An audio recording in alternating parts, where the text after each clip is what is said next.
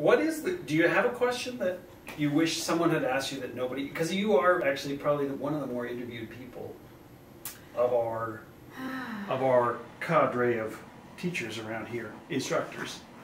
And you're probably arguably the most well-known. Oh, well, that's nice. Maybe Richard is. He's got the Griffin and all, you know. Or the Governor General's, pardon me. Yeah. That's pretty swish. Yes, that is pretty bougie. Yeah. What do I wish I had been asked? I've been fighting with that question since you asked me to think about it. But I have to say that I have a perpetual answer that is working itself up all the time. And my answer is mainly to Jason Kenney's this whole rubric thing about university proving its value, or proving how it maintains a job, or how it produces an economic sort of reward for the province and whatnot. And I think that at the very bottom of the totem pole, I mean so far down at the bottom of the totem pole, that I hope that it is hiding underneath the footing of the structure itself, because poetry produces no money. I've said to my students before, there is no one sitting around the Ferrari boardroom table saying, how are we going to construct our ads so that the poets buy the Ferraris? Like, that doesn't happen. The poets don't have money for Ferraris, they don't have money for rent. They get paid to go away, mainly. If you say to someone, would you like me to read your poem?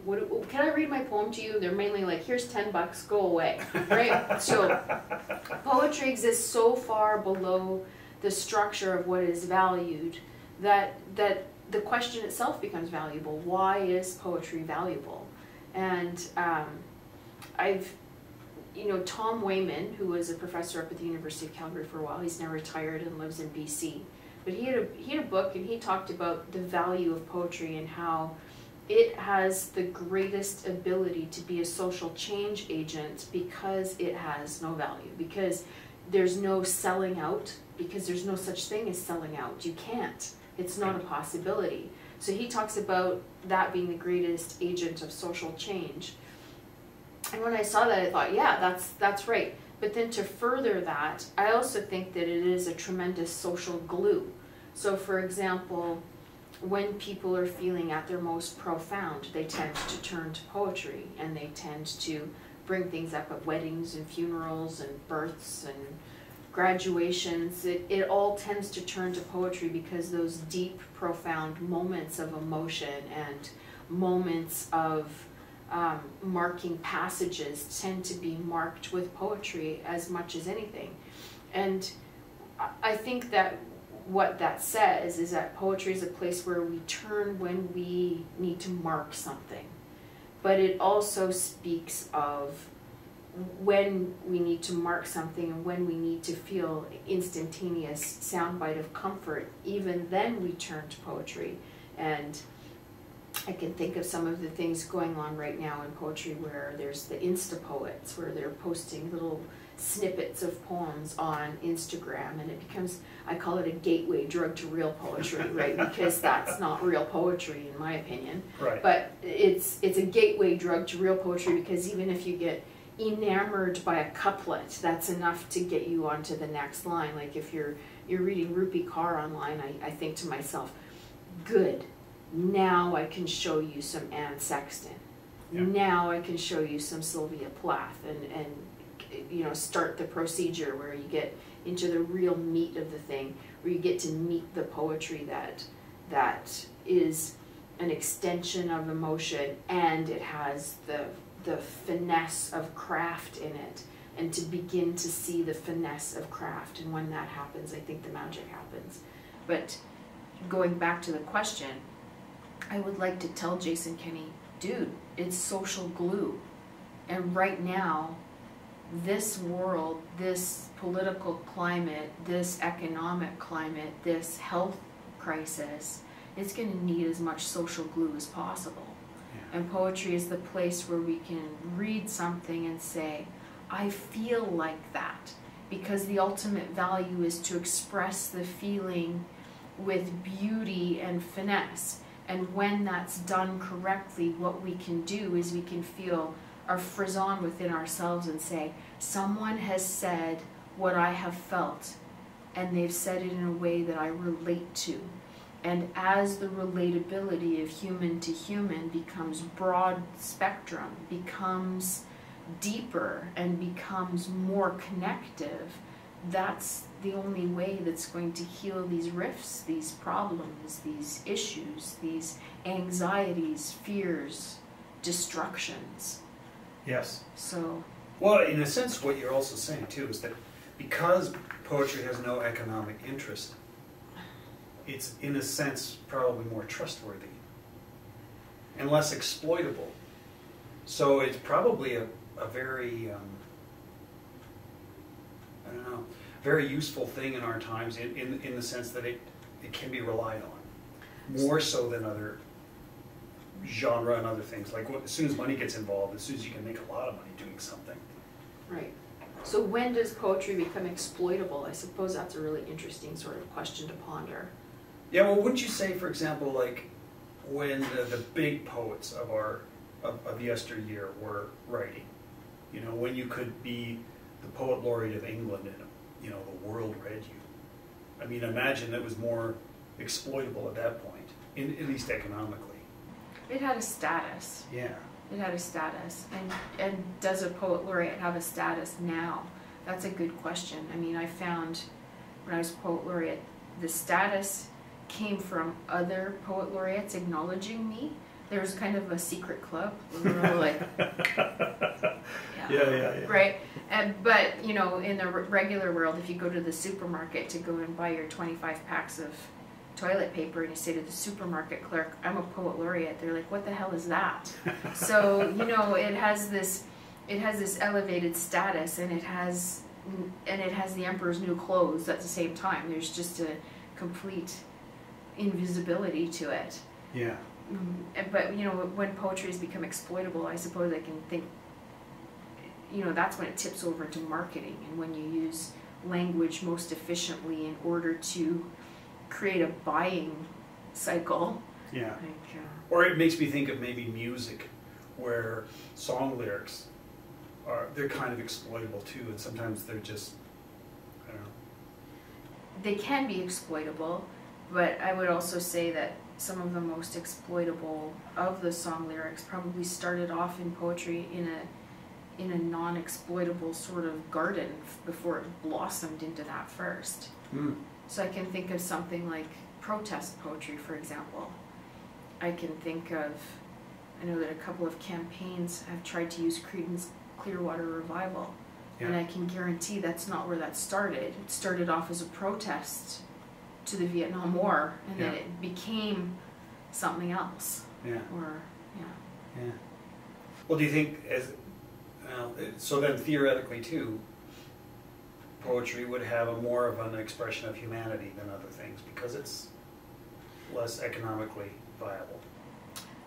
Possibly, and let's boil that down to its essence. So I mean, you can go back to that famous quote that poetry is emotion. I think it was Wordsworth who said poetry is emotion reflected in tranquility.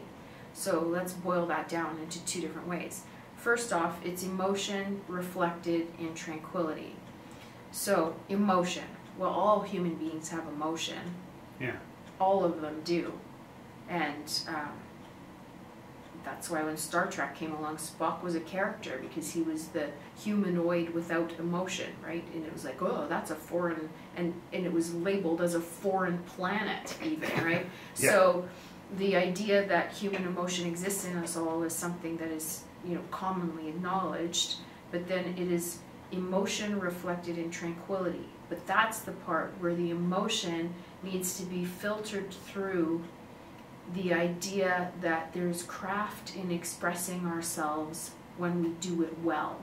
Mm-hmm. And so that's when it's got to filter through that diaristic word vomit sort of thing that we tend to hide under the bed when we're 12 years old. And when we learn to filter it through that tranquility of craft, and I would call craft and tranquility synonyms in that particular instance, to get to the place where we can explore and explain emotion with that, with craft. Then you come up with the best poets. You come up with those poets of yesteryear in England who were the poets laureate, or you come up with the songs that hit the airwaves and you've got 10 million people singing along with the words, because it is the idea that it is, the emotion is reflected through the tranquility of craft, and then to further with song rhythm also, rhythm and music. Yeah. Huh. Interesting. So it's mostly a medium of emotion in what you've just described. It is mostly a medium of emotion, and that's also why it has nearly no value, because it's like everybody's got that. So it must be easy then. Everybody's got that, so it must be easy. Yeah. It must be easy, and I could do that. And everybody's an expert because I have emotions too.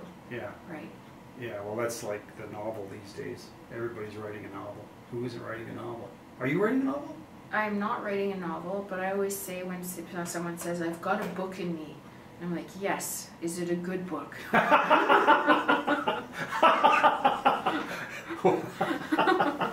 Yeah, that's true. Because that too has to be reflected in the tranquility of the craft, right? So, and what is the tranquility of the craft? I mean, my job as a creative writing professor is to say, hey, how do you reflect this emotion through craft? Can you, and the first question always is, can you recognize craft? And I can guarantee you with my first year students, the answer is going to be no. I have no idea what you're talking about. I mean, I give them a 8 parts of speech quiz on the first day, and they all look at me like I'm mental. Like, we usually get through nouns and verbs okay, but then after that, it's just a crapshoot. Yeah.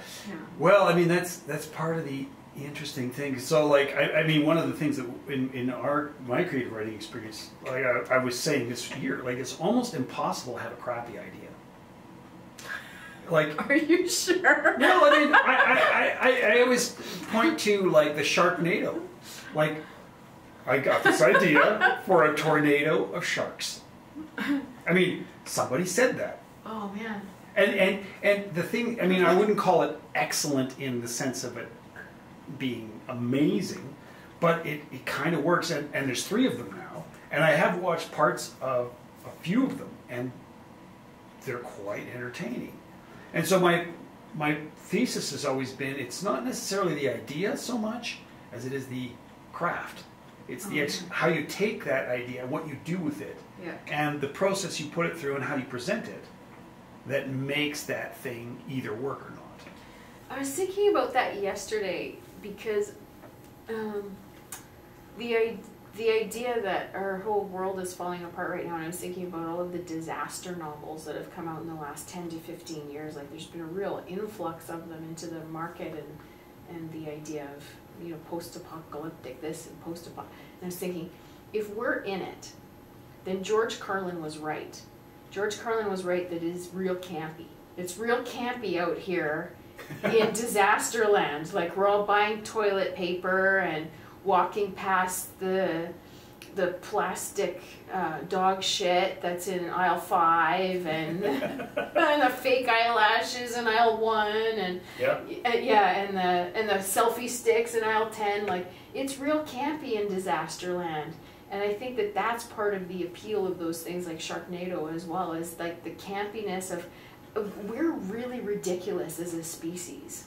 Like, we're phenomenal and ridiculous. Like, we're 100% paradox.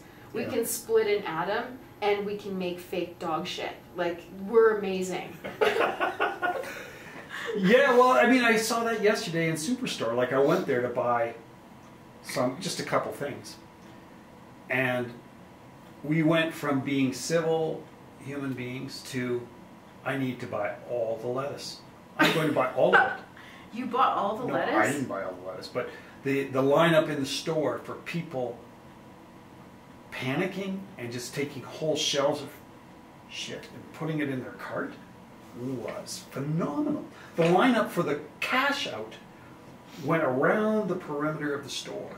I went in there and I was like, yeah, you know what? I don't need the groceries that much. So I left. What's the worst food you can buy in the supermarket? I don't know. Like The worst one? spam? Probably Spam and Spork. But Spork? I bet you $20 they, because I mean it's completely preserved, right? Yeah. It'd be awesome. Like but you know, in a disaster, I mean, what if you ended up with just Spam and jujubes? Like, Well, like that just speaks to our ridiculousness again, right? yeah, well, and Lee Child, I just read his latest thing on the hero, and he said he felt that the nastiest of us survive. That's how it goes. And so he said in the early ice age, that when most of humanity died out, the only people who survived were the worst, most awful human beings that existed. And then you see, you think, I don't know, Lee, and then a Thursday happens, and you realize, no, we can go from thinking about moon trajectories and high technology to being complete savages in minutes. Yeah. And you can see it. You can see it. Yeah, I saw something online the other day. They were selling these $1.2 million bunker condos for the uber rich that had swimming pools and cafeteria facilities and all of this stuff. And the caption up above, someone had written, "Who's got a really big can opener?" Jeez. Yeah. Well, it's interesting times. So much is shifting. I keep thinking, writing is shifting dramatically. Stories shifting dramatically. Yeah, it's true. And what's going to happen to it and where it's going, I don't know. Yeah, in the industry right now, like what used to be Canadian literature would all be that settler survival narrative. Yeah. And now it's completely tipped over on its head, and the industry is just really excited to get a hold of any new voices that can explain a different perspective than that settler survivalist narrative that we've been hearing for all of the 20th century in CanLit. So yeah, we'll see what happens. Like Kit Dobson was explaining in one of those seminars that he'd like to switch, or maybe not just him, but there's like a movement to switch the idea of CanLit into something else called the Literatures of Canada, to be a more inclusive label, and I think that's a fantastic idea. Yeah. Because there's been a lot of people that have been done wrong by CanLit over the last 50 years. So it's been pretty exclusive. Yeah. On numbers of levels. Yeah. So yeah, I agree with you. Interesting. But you know, I've been working at a publishing house now for about, well, since 2013, I guess, so 7 years, and it's always been our top priority at our publishing house to say, every year we publish, you know, we publish 4 or 5 books, but we need to have as much diversity in the voices as possible. So we've tried as much as possible to have that across the board, and to try to equalize and allow everyone to have the same kind of megaphone into the abyss is what I call it, though, because, you know, best-selling poetry book is about 250 copies. So yeah, this is what I tend to do. I get a submission in, yeah, and the first thing I do is I take the top sheet off with any identifying markers and I put it on the bottom, so I don't know whose it is. Yeah. And then I just try to look for the quality of the craft. Yeah. And just try to say, what's the linguistic interest? Has the emotion been filtered through that craft filter? Is this saying something that I've never heard before? Can this take me to a different world that I can't experience myself? That's another question that I find very valuable, is, does this take me to a world I can't experience myself? Well, would you consider yourself, do you think, a pretty typical editor? I have no idea because I have almost no relationship with other editors. I don't know what they do or how they do it.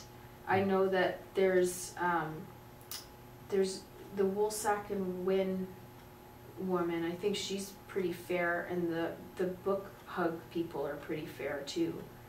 I think they're pretty fair. They're kind of mid-level publishers, but I know them to be just and fair and thoughtful and thorough. Yeah. Interesting.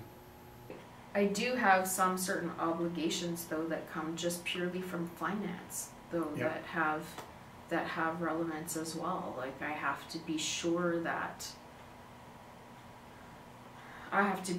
there's enough Canadian content. Like if I had a Canadian Guyanese writer and the story was almost entirely set in Guyana, I might get trouble for that because it's like, this isn't Canadian enough from the Canadian granting agencies. Right. And, you know, I don't know to what degree that's been rectified in the last little while, but it's definitely a factor. Something I have to think about. So I do tend to look for something that at least has a tie-in to Canada in some way. Yeah. But is that fair? Maybe not. Maybe I'm part of the problem doing that. I'm not sure. Maybe the granting agency is the problem. I don't know. Maybe the buyers are the problem. Yeah. I don't know, because if we had enough buyers for books, maybe we wouldn't need granting agencies, but that is definitely not the case in Canadian literature either. No. You do need the granting structures in order to function as a viable mid-level house. Yeah. We can make that a wrap. All right. Well, thank you so much. How was this, Bill? I don't know. I think it was great.